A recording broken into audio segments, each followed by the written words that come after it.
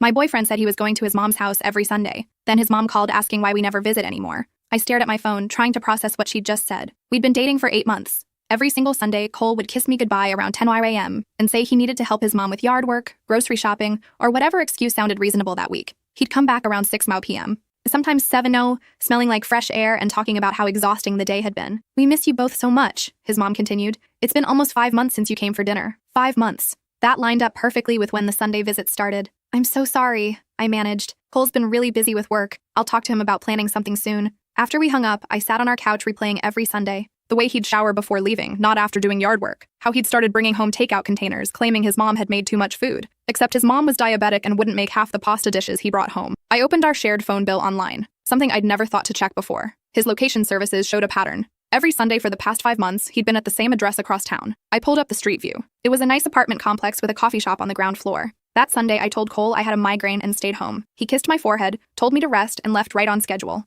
I waited 15 minutes, then followed. His car was parked outside that same apartment building. I sat in my car for an hour and a half. My hands were shaking so badly I could barely grip the steering wheel. Then I saw them. Cole walked out with a woman I'd never seen before. She was laughing at something he'd said, her hand resting on his arm. She was pregnant, very pregnant, maybe 7 or 8 months along. He opened his car door for her, the same way he did for me. They drove off together. I followed them to a cafe 12 blocks away where they sat by the window. I watched him rub her belly, watched her show him something on her phone, watched him kiss her in a way that made my stomach turn. I didn't confront them. I drove to his mom's actual house instead. She opened the door, surprised to see me. "Is everything okay? Where's Cole?" "That's what I need to talk to you about," I said. Over tea, I explained everything. The Sunday visits, the lies, the pregnant woman. His mom's face went pale, then red, then pale again. She pulled out her phone and made a call. "Cole, you need to come to my house right now. Your girlfriend is here and we need to talk." He showed up in 18 minutes. His face drained of color when he saw me sitting in his mom's kitchen. The woman wasn't with him. "I can explain," he started. "Don't." His mom cut him off. "Is she pregnant?" The silence confirmed everything. "How long?" I asked, my voice surprisingly steady. He slumped into a chair. "We dated for 4 years before you. Broke up a year ago. She showed up 6 months ago and told me she was pregnant.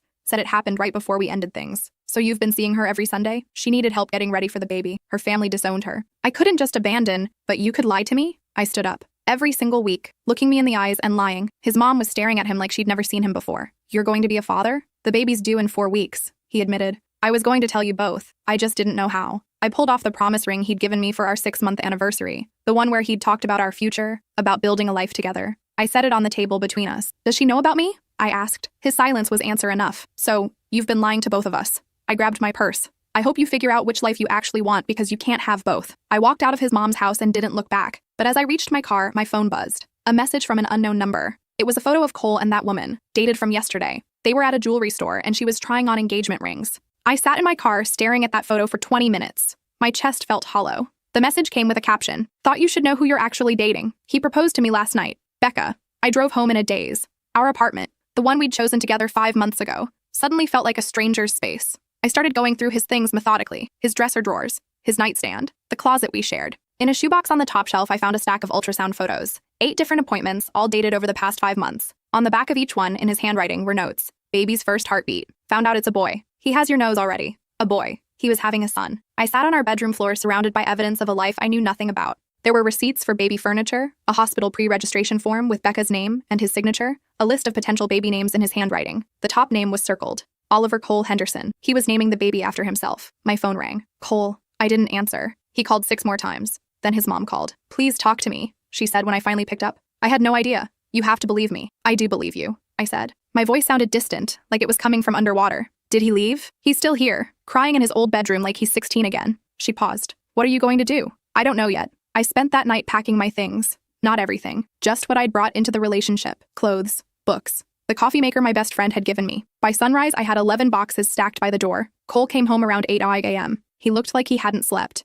His eyes were red and swollen. "We need to talk," he said. "No, we don't." I gestured to the boxes. "My brother's coming to get these this afternoon. I'll be out by tonight. Please, just let me explain." I laughed. It came out harsh and broken. "Explain what? That you've been building a whole separate life? That you proposed to her? That you're having a baby in 4 weeks and I was just, what, a placeholder until you figured out what you really wanted?" "It's not like that." "Then what is it like, Cole? Because from where I'm standing, you've been lying to everyone. To me, to her, to your own mother." He sat down heavily on our couch. "When Becca told me she was pregnant, I panicked. We'd broken up badly. She'd cheated on me and I was so angry. But then she showed me the ultrasound and I just couldn't walk away from my own kid. So you decided to lie instead?" "I was going to end things with you. I swear I was." But then we moved in together and you were so happy, and you didn't know how to be honest? I cut him off. You didn't know how to treat me like an adult who deserved the truth? I love you, he said quietly. Don't. I held up my hand. Don't say that to me. You don't lie to people you love. Not like this. I do love you, and I love her. I love them both, and I don't know what to do. I stared at him. This man I thought I knew. This man I'd been planning a future with. You proposed to her. You chose. It was a mistake. I was emotional. The baby's coming soon, and she was crying, and I just... Stop. I couldn't listen anymore. Just stop. My brother arrived at noon with his truck. He didn't say anything, just started loading boxes. Cole stood in the kitchen watching, not helping, not speaking. Before I left, I placed my key on the counter. The lease is in both our names. I'll keep paying my half until it expires in 4 months. After that, you're on your own. Where will you go? He asked. That's not your concern anymore. I moved in with my best friend Tessa. She had a spare bedroom and asked no questions, just handed me wine and let me cry for 5 straight hours. When I finally stopped, she made us grilled cheese sandwiches at midnight. What are you going to do? She asked. I don't know. I need to figure out what's real and what was a lie. The next day, I called in sick to work. Then I did something I probably shouldn't have. I found Becca on social media. Her profile was public. There were photos of her and Cole going back months, them at a restaurant, at a park, at what looked like a birthing class. Her most recent post was from yesterday, a photo of an engagement ring with the caption, "He finally asked. Can't wait to start our forever together." The comments were full of congratulations, people asking about wedding plans, someone asking if this was the same Cole she'd dated before. Her response, "We had some time apart, but we found our way back to each other. Everything happens for a reason." I scrolled further back, found a post from 7 months ago. Feeling blessed and terrified. Baby Henderson arriving in February. That was 5 weeks away. There were pregnancy announcement photos I'd never seen. Gender reveal photos where Cole's face was lit up with joy. Photos of them building a nursery together, painting walls blue, assembling a crib. Every Sunday for 5 months, this is what he'd been doing, building a life with her while coming home to me. I messaged her, just 3 words. "We need to talk." She responded in minutes. "Who is this?" "Cole's girlfriend." Or I was until yesterday. The typing indicator appeared and disappeared multiple times. Finally, a message came through. "Can we meet somewhere? I need to know what's happening." We met at a cafe across town. I recognized her immediately from all the photos. Up close, she looked exhausted, dark circles under her eyes. Her hands kept moving to her belly protectively. "How far along are you?" I asked. 36 weeks? She sat down carefully. "He told me you guys broke up months ago, that you wanted different things. We moved in together 5 months ago." Her face crumbled. No, he wouldn't." She pulled out her phone, scrolling frantically. "He's been here every Sunday. He goes to all my appointments. We're taking birthing classes together. He proposed last week." "I know. I saw the photos." We sat in silence for a minute. She was crying quietly, trying to hide it. "How long were you together?" I finally asked. 4 years. We broke up last May. It was bad. I did something I'm not proud of." She wiped her eyes. "I cheated. He left and I didn't blame him. Then I found out I was pregnant in July. Took me a month to work up the courage to tell him. And he just came back? He said he wanted to do right by his son, that he couldn't abandon his own child no matter what happened between us." She looked down at her belly. "I thought we were rebuilding something real. Did you know about me at all?" "No, I swear I didn't." She showed me her phone. Messages from Cole saying he loved her, couldn't wait to meet their son, wanted to build a family together. The timestamps showed messages sent on Sunday afternoons and evenings, right after he'd left me. "He's been lying to both of us," I said. "What are we supposed to do?" "I don't know. I left. That's all I could do." She touched her belly again. "I can't leave. This baby comes in 5 weeks. I don't have anyone else." "What about your family?" "They're not in the picture anymore." "Long story." She looked at me with puffy eyes. "I'm sorry. I would never have, if I'd known about you." "I know." And I did believe her. We were both victims of the same lies. "What will you do about the engagement?" "I don't know if there is an engagement anymore." She pulled the ring off her finger, stared at it. "He proposed in our nursery, told me he wanted us to be a real family, and the whole time he had you waiting at home." My phone buzzed. Another call from Cole. I declined it. "He's been calling me too," Becca said. "I haven't answered." "His mom didn't know either," I told her. "She found out the same time I did." "God, what a mess." She laughed bitterly. "I'm about to have a baby with a man I don't even know anymore." We exchanged numbers before leaving. I don't know why. Maybe because we were the only 2 people who understood what we were going through. Maybe because she looked so alone and scared and I couldn't just walk away from that. Over the next week, Cole called 58 times. He sent messages begging me to talk to him, to let him explain, to give him another chance. I blocked his number. Then he started showing up at Tessa's apartment building. She threatened to call the police. His mom called me once. "I don't expect you to forgive him," she said, "but I want you to know that I raised him better than this. I don't know where I went wrong." "You didn't do anything wrong," I told her. "This is on him. For what it's worth, he's devastated. Hasn't eaten in days. That's not my problem anymore." But it felt like my problem. Everything reminded me of him. The grocery store where we'd shop together, the park where we'd walk on Saturday mornings, our favorite Thai restaurant. I started avoiding entire parts of the city. Tessa was patient with me. She'd find me crying at random times and just sit with me. She didn't offer empty platitudes about how I'd find someone better or how it was his loss. She just let me grieve. Becca and I texted occasionally. She'd send updates about the baby, how she was preparing the nursery alone now, how she'd removed Cole from her birthing plan, how she was terrified of doing this by herself. "You won't be alone," I told her. "You're stronger than you think." "I don't feel strong. I feel like an idiot for believing him." "That makes 2 of us." 4 weeks after I left, my phone rang at 1:30 in the morning. Unknown number. I almost didn't answer. Hello? It's Becca. I'm in labor. I'm at St. Mary's Hospital and I don't have anyone else to call. I should have hung up. Should have told her to call Cole or a friend or anyone but me. Instead, I got dressed and drove to the hospital. She was in a birthing room, hooked up to monitors, breathing through contractions. You came, she said, relief flooding her face. Of course I came. Cole's in the waiting room. I told the nurses not to let him in. My stomach dropped. He's here? He found out somehow. Probably called my doctor's office. He's been out there for an hour begging them to let him see me. A nurse came in to check on Becca. Your partner is getting pretty insistent out there. Are you sure you don't want him here? I'm sure, Becca said firmly. She's my birth partner. The nurse looked at me, then back at Becca, then shrugged. Whatever you need, honey. I stayed with Becca for the next 11 hours,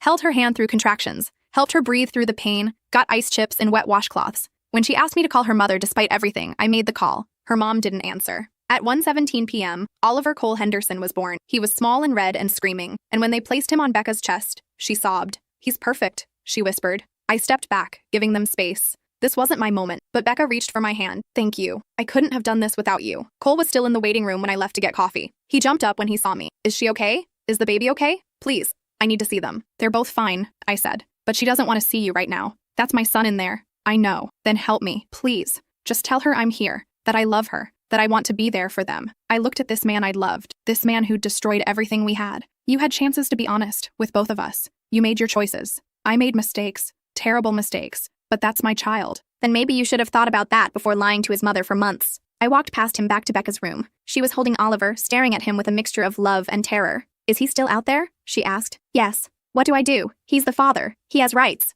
That's up to you, but you don't have to decide right now. Just focus on your baby. She looked at me. Why are you here? Really? You don't owe me anything. I don't know, I admitted. Maybe because you called and I knew what it felt like to be alone. Maybe because we're connected now whether we want to be or not. This is so messed up. Yeah, it really is. I stayed at the hospital for another hour, then went home. Tessa was waiting up. You went to the hospital, she said. It wasn't a question. I did. And Cole was there? He was. She handed me a glass of wine. You're a better person than I am. I don't know about that. I just couldn't let her be alone. And over the next few days, Becca sent photos of Oliver. He was beautiful in that way all newborns are, wrinkly and perfect. She'd finally let Cole meet his son, said he'd cried for 20 minutes just holding him. Did you talk? I asked. He apologized, said he never meant to hurt anyone, that he was a coward who couldn't face what he'd done. Are you getting back together? No, God, no. But he's Oliver's father. We need to figure out how to co-parent. She paused. He asked about you. What did he say? That he misses you, that he knows he destroyed everything, that you deserved better than what he gave you. He's right about that last part. 6 weeks after Oliver was born,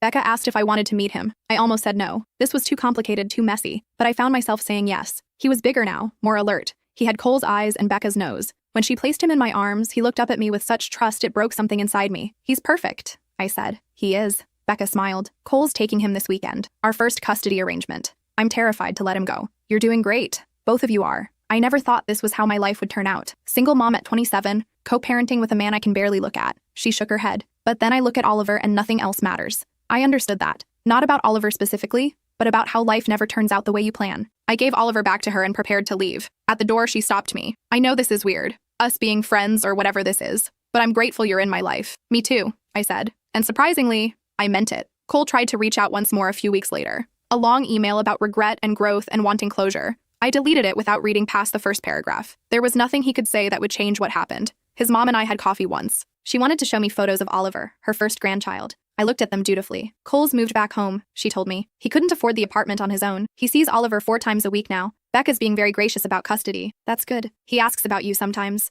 I'd rather he didn't. She nodded, understanding. You were good for him, better than he deserved. I hope you know that. I did know that. But it didn't change anything. Months passed. I threw myself into work, picked up extra shifts, started saving money again. Tessa convinced me to try dating apps. I went on a few dates. They were fine, nothing special. I wasn't ready for anything serious yet. Becca and I still texted occasionally. She'd send Oliver milestones. First smile, first laugh, first time sleeping through the night. I'd congratulate her and ask how she was holding up. Better than expected, she'd say. Some days are harder than others. I got it. Some days I'd go hours without thinking about Cole. Other days, something small would trigger a memory and I'd have to pull over and cry in my car. Time didn't heal everything, but it made things more manageable. The sharp pain dulled to a persistent ache. I learned to exist in a world where Cole wasn't my person anymore. 1 year after I left, Tessa convinced me to go to a work mixer. I didn't want to. I was tired, and it was raining, and I had nothing to wear. But she insisted. That's where I met Harrison. He was a graphic designer, funny and kind, with absolutely no hidden pregnant ex-girlfriends. We talked for an hour about everything and nothing. He asked for my number. I'm not really looking for anything serious, I told him honestly. That's okay, neither am I, but I'd like to buy you coffee sometime. I gave him my number. Our first date lasted 5 hours. We got coffee, then lunch, then walked around the city just talking. He told me about his divorce last year, how his ex-wife had decided she wanted different things, how he was still figuring out who he was outside of that relationship. I know that feeling, I said. On our third date, I told him about Cole, about the lies and the baby, and the way everything fell apart. He listened without judgment. That sounds really hard, he said simply. It was. It still is sometimes. Are you over him? I thought about it. I'm over who I thought he was. The real him? I don't think I ever really knew that person. Harrison and I took things slow. He never pushed for more than I was ready to give. After months of feeling broken, he made me remember what it felt like to be treated with respect. Becca got engaged to someone new. She sent me a photo of her ring, a simple band that she'd chosen herself. His name is Mitchell. We met at a support group for single parents. He has a daughter from a previous relationship. It's complicated, but it's good. I'm happy for you, I told her. And I was. Cole wasn't happy when I told him, but that's his problem, not mine. How's Oliver? About to turn 15 months, walking everywhere, getting into everything. Want to see photos? She sent a dozen pictures. Oliver looked so much older now, still had those same eyes. He's beautiful, I wrote back. Thank you for being there that night, in the hospital. I don't think I ever properly thanked you for that. You don't need to thank me. I do, though. You didn't have to come. You owed me nothing, but you showed up anyway. I won't forget that. I thought about that conversation for days. About how sometimes the worst situations lead to unexpected connections. How Becca and I had been thrown together by Cole's lies but had found something genuine in the wreckage. Harrison asked me to move in with him after we'd been dating for 9 months. I said yes. Moving my boxes into his place felt different than when I had moved in with Cole. Lighter somehow. Less like I was running towards something and more like I was choosing where to land. You sure about this? Harrison asked as we unpacked the last box. I'm sure. That night, my phone buzzed with a message from an unknown number. I almost deleted it without looking, but something made me check. Hey, it's Cole. I know I don't have any right to contact you. Mom gave me your new number, sorry. I just wanted to say I'm sorry for everything. You deserved so much better than how I treated you. I hope you're happy. I really do. I stared at that message for a long time. Harrison came up behind me, wrapped his arms around my waist. Everything okay? Yeah, I said, deleting the message. Everything's fine. And it was. Not perfect, not without scars, but fine in a way that felt real and earned. I'd spent 8 months loving someone who didn't exist, but I'd also learned what I deserved, what I wouldn't settle for again. Cole had taken a lot from me. My trust, my time, the future I thought we'd have, but he hadn't taken everything. I was still here, still building a life worth living. That had to count for something. 2 years after everything fell apart, Becca invited me to Oliver's birthday party. I hesitated. Cole would be there. Mitchell would be there. It would be the first time we'd all been in the same room since the hospital. You don't have to come, Becca said when I called her. I know it's a lot to ask. Will it be weird? Probably, but Oliver talks about you sometimes. He calls you Auntie. I think he'd like you to be there. Auntie. Something twisted in my chest. This child who existed because of my worst heartbreak had somehow become part of my life. I'll be there, I said. Harrison offered to come with me. You don't have to face that alone. I know, but I think I need to. The party was at a park. Balloons everywhere. Kids running around screaming, parents looking exhausted. I spotted Becca immediately. She was holding Oliver, pointing out decorations. Mitchell stood beside her, his daughter on his shoulders. When Becca saw me, she waved me over. Oliver looked at me with curious eyes. Oliver, do you remember Auntie? Becca asked him. He stuck his thumb in his mouth, studying me. Then he reached out. Without thinking, I took him from Becca. He was heavier than I remembered, all solid toddler weight and sticky fingers. Hi, buddy, I said. He patted my face with one pudgy hand, then pointed at the bounce house. Jump? Maybe later, I told him. Cole arrived 10 minutes later. I saw him before he saw me. He looked older, more tired. When our eyes met across the park, he froze. I nodded once. He nodded back. That was all. We didn't talk. Didn't need to. We existed in the same space for Oliver's sake and nothing more. Mitchell was kind. He thanked me for being there for Becca when Oliver was born. She told me what you did. That took real strength. I just showed up, I said. That's more than most people would have done. Halfway through the party, Cole's mom arrived. She pulled me into a hug immediately. Look at you. You look happy. I am, I realized. I really am. Good. You deserve it. She glanced at Cole, who was helping Oliver blow out candles. He's doing better. Went to therapy. Still has a long way to go. That's good for him. For what it's worth, losing you was the wake-up call he needed. Too little, too late, but still. I watched Cole with his son, the way he held him carefully, the way Oliver laughed at something Cole said. He's a good father? He's trying to be. That's something. Before I left, Becca walked me to my car. Oliver was asleep on her shoulder, frosting in his hair. Thank you for coming, she said. Thanks for inviting me. I know this whole situation is bizarre, but I meant what I said. I'm glad you're in my life. Me too. Harrison seems nice. He is. She shifted Oliver's weight. We're having another baby. Found out last week. Haven't told many people yet. Congratulations, that's wonderful. Mitchell's terrified. So am I. But it feels right, you know? I did know. That feeling of building something new on top of old rubble. Of choosing to move forward even when the past still leaves bruises. 6 months later, Harrison proposed. Nothing dramatic. Just the two of us on our couch after dinner, him pulling out a ring and saying he wanted to spend his life with me. I said yes without hesitation. We got married in a small ceremony, just close friends and family. Tessa was my maid of honor. My brother walked me down the aisle. Harrison's daughter from his first marriage was our flower girl. I didn't invite Cole, but I did invite Becca and Mitchell and Oliver. She was 8 months pregnant by then, waddling around with Oliver clutching her hand. During the reception, she found me alone for a moment. "You look beautiful," she said. "Thank you. I'm really happy for you. You know that, right?" "I do." She looked down at her belly. "We're naming this one Grace. After everything we've been through, it felt appropriate. That's perfect." Oliver tugged on my dress. "Dance?" I looked at Harrison. He smiled and nodded. So I took Oliver's small hands and let him step on my feet as we swayed to the music. This strange, impossible child. This reminder of my worst betrayal. Somehow he'd become something else entirely. A symbol of survival, of moving forward, of finding beauty in the broken pieces. 3 years after I walked away from Cole, I was dancing at my own wedding with his son. Life had a weird sense of humor. That night, after the reception ended, Harrison and I sat on the hotel balcony. "That was the strangest wedding guest list I've ever seen," he said. "Yeah, but it worked somehow." "Yeah." He pulled me close. "No regrets?" I thought about Cole. About the lies and the pain and the way I'd had to rebuild myself from nothing. About how that rebuilding had led me here, to this man, this life, this moment. "No regrets," I said. And I meant it. 4 years after everything fell apart, Becca called me at work. She was crying so hard I could barely understand her. "What's wrong? Is it Oliver? Grace?" "No, they're fine. It's Mitchell. He was in a car accident. He's in surgery. I'm at the hospital and I'm alone and I'm coming." "Which hospital?" I drove straight there. Found her in the waiting room, Oliver coloring quietly beside her, baby Grace asleep in her car seat. "What happened?"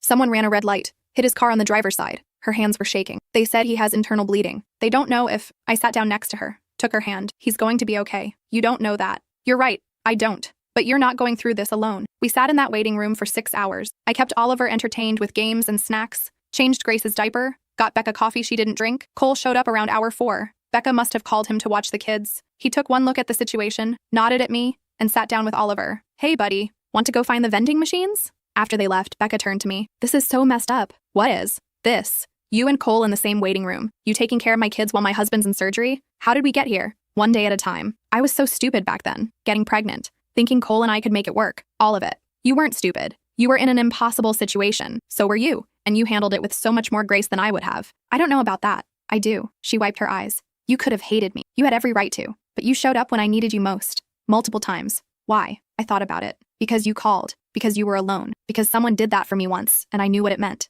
Mitchell came through surgery. Broken ribs. Ruptured spleen, but alive. Becca sobbed with relief when the doctor gave us the update. Cole drove Oliver and Grace home. I stayed with Becca until Mitchell woke up. When he saw her, his first words were, "Are the kids okay?" "They're fine. Everyone's fine." He noticed me standing in the corner. "You came." "Of course. Thank you for staying with her." "Anytime." I left them alone after that. Drove home to Harrison, who had dinner waiting. Told him everything that happened. "You're a good person," he said. "I just showed up." Exactly. 5 years after Cole shattered my world, I got pregnant. Harrison and I had been trying for months. When I saw those 2 lines, I cried for an hour. Happy tears, terrified tears, everything at once. I called Becca before I told anyone else. "I'm pregnant," I said. She screamed so loud I had to pull the phone away from my ear. "Oh my God, congratulations. How far along?" 6 weeks, still early. "I'm so happy for you." We talked about doctors and symptoms and all the things I was already worried about. When we hung up, I sat with my phone in my hand, thinking about how 5 years ago I couldn't have imagined this. Being friends with the woman who was carrying my ex-boyfriend's baby, calling her first with my own pregnancy news. Life was strange like that. My daughter was born in November.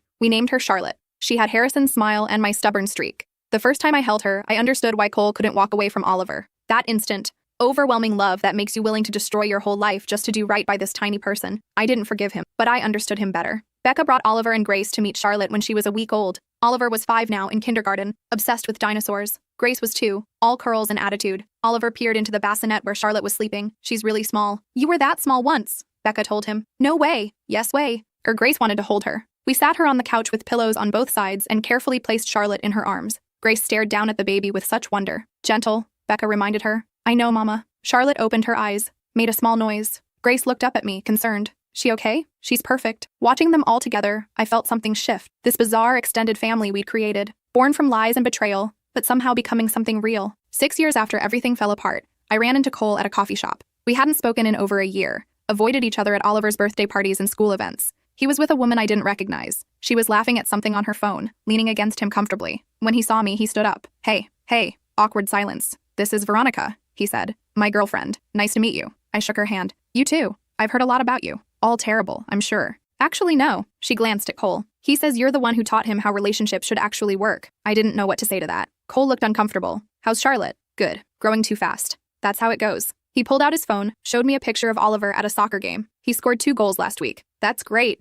More awkward silence. "Well, I should go," I said. "Nice meeting you, Veronica." "You too." As I walked away, Veronica said something to Cole I couldn't hear. He responded quietly. I didn't look back. Harrison was waiting in the car. How was that? Weird. He has a girlfriend. Good for him. Yeah. You okay? I thought about it. About the years of pain and anger and slowly learning to exist in the same world as Cole again. About building something good from the wreckage. Yeah, I said. I really am. 7 years after my world imploded, Becca called with news. She and Mitchell were moving. His company transferred him to Denver. They'd be leaving in 8 weeks. I don't know how to tell Oliver, she said. He's going to be devastated. What about custody with Cole? That's the hard part. We're working it out with lawyers. Probably summers and holidays. But he'll miss so much. I felt something heavy settle in my chest. Oliver, Grace. They'd become part of my life. Charlotte adored them, called Oliver her big brother even though they weren't related. I'm going to miss you, I said. I'm going to miss you too. God, this is so hard. We spent the next 8 weeks trying to cram in as much time as possible. Park visits, dinners, one last trip to the zoo. Charlotte cried when we explained Oliver was moving away. But he's my brother, she insisted.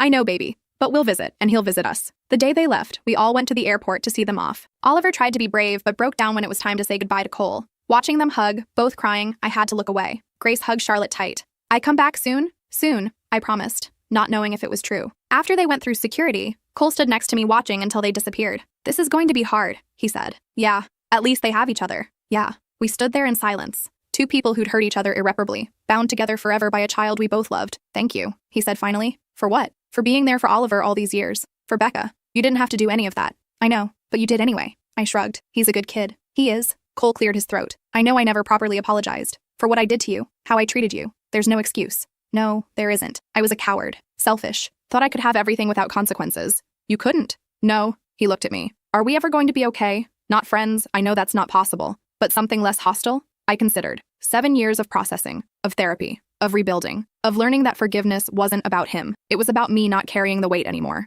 We're okay, I said. We're not friends. We're not going to grab coffee and catch up. But we're okay. He nodded. That's more than I deserve. Yeah, it is. We went our separate ways after that. Him to his car, me to mine. Both of us changed by what we'd survived. 8 years after Cole destroyed everything, Charlotte started asking questions. She was old enough now to understand that Oliver and Grace weren't really her siblings, that their dad was my ex-boyfriend, that the whole situation was complicated. Why do we love them if they're not family? She asked one night before bed. How do you explain something that barely makes sense to adults? Sometimes, I said carefully, people come into your life in unexpected ways. And even though they shouldn't matter to you, they do. Oliver and Grace are like that. Because their dad was mean to you? He wasn't mean exactly. He made bad choices that hurt me. But Oliver and Grace didn't do anything wrong. They're just kids. And they needed someone. So we became their family anyway? Something like that. She thought about this. I'm glad we did. Oliver's my favorite person. Mine too, baby. Even though he's in Denver, even though. We still video called Oliver and Grace every Sunday. Charlotte would show Oliver her drawings. He'd tell her about his new school. Grace would sing songs she learned in preschool. Becca and I would catch up while the kids talked.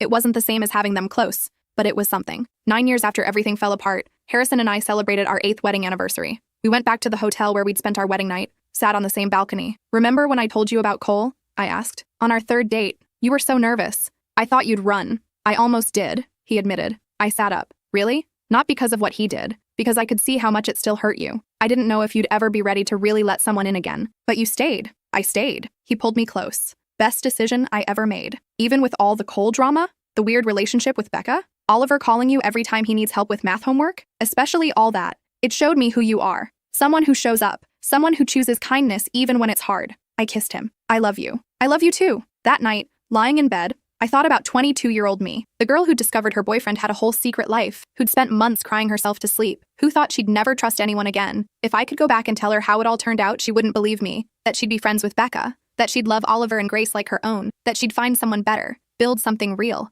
that the worst thing that ever happened to her would somehow lead to all of this. 10 years after Cole said he was going to his mom's house every Sunday, I got a call from his mom. She'd been diagnosed with cancer. Advanced. Not much time left. I know this is a lot to ask, she said, but I'd like to see you. One more time. I went to her house the next day. She looked smaller than I remembered, frailer, but her smile was the same. Thank you for coming, she said. Of course. We had tea, talked about Charlotte and Oliver and life. I'm sorry, she said eventually. For what Cole did to you. I know I apologized before, but I need you to know I mean it. You deserved so much better. I know. I got better. She laughed. Yes, Harrison seems wonderful. He is. And you're happy? Very. Good. She reached for my hand. I'm proud of you. The way you've handled everything. The grace you've shown. Not many people could do what you did. I just did what felt right. That's what makes it remarkable. She died 6 weeks later. Cole called to tell me. Asked if I'd come to the funeral. I did. Harrison came with me this time. Sat in the back with me while Cole gave the eulogy. Afterward, people milled around sharing memories. Becca and Mitchell had flown in with the kids. Oliver, now 10, gave a speech about his grandmother that made everyone cry. When it was over, all of us stood together in the parking lot.